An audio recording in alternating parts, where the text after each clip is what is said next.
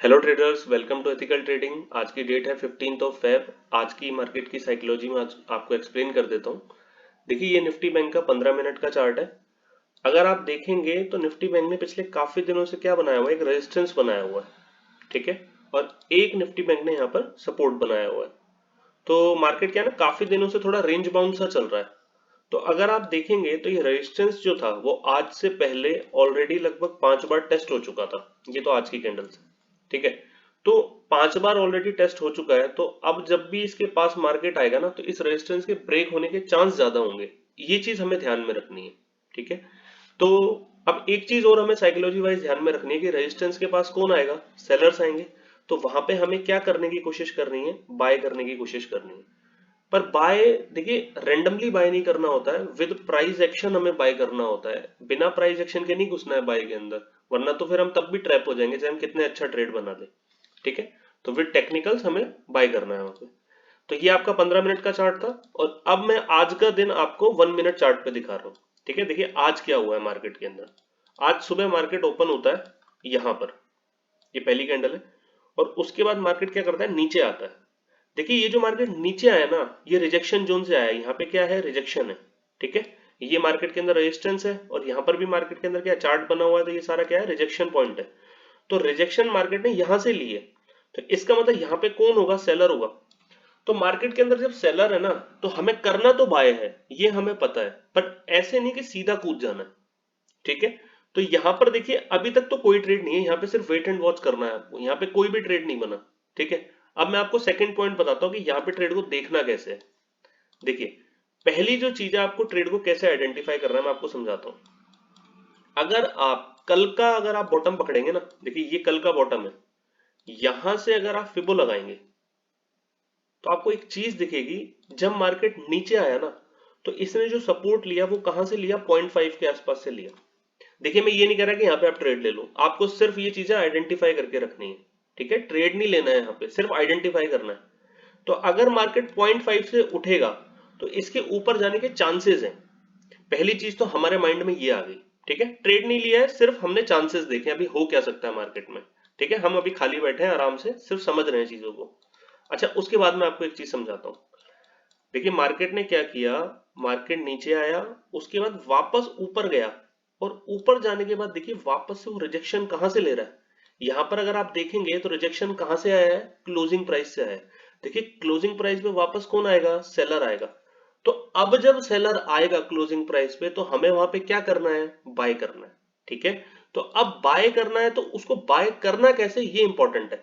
देखिए पहली चीज हमें समझ में आ गई कि 0.5 से उसने 0.5 से मार्केट अपसाइड पे आ रहा है, तो इसलिए हमें बाय करना है। सेकंड चीज हमें ये समझ में आई कि ये एक रिजेक्शन जोन है, यहाँ पे सेलर है, इसलिए हमें बाय करना है। थर्ड चीज हमें ये समझ में आई कि मार्केट नीचे जाने के बाद जब ऊपर आया, तो वापस से क्लोजिंग प्राइस से रेजिस्टेंस ले रहा है, इसलिए भी हमें बाय करना है। तो हमारे पास दो तीन क्या है, मल्टीपल रीजन हो गए।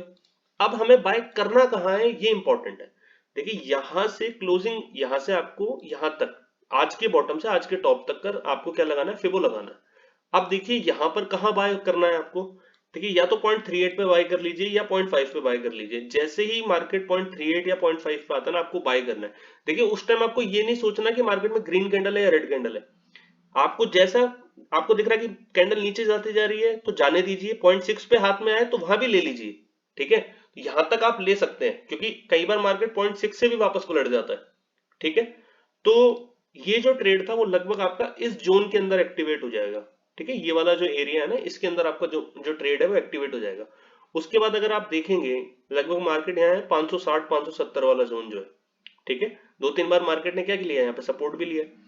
देखिए उसके बाद मार्केट 570 से देखिए कहां तक गया है, 710 तक गया है। मैं ये नहीं कह रहा कि आप यहाँ पे टारगेट बुक कर लो। देखिए टारगेट बुक मैं करने के लिए यहाँ पे इसलिए नहीं बोल रहा हूं, क्योंकि मार्केट काफी दिनों से इस रेजिस्टेंस को क्या कर रहा था, हिट कर रहा था।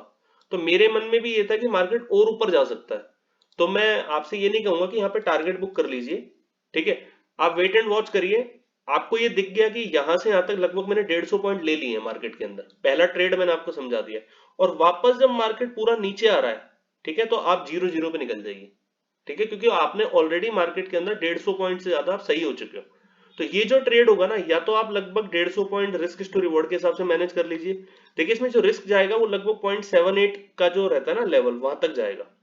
ठीक है, तो रिस्क टू रिवॉर्ड के हिसाब से मेंटेन कर लीजिए और अपने ट्रेड को एग्जिट कर दीजिए। नहीं तो जब मार्केट वापस नीचे आ रहा है तो आप 0-0 पे क्या कर दो, एग्जिट कर दो।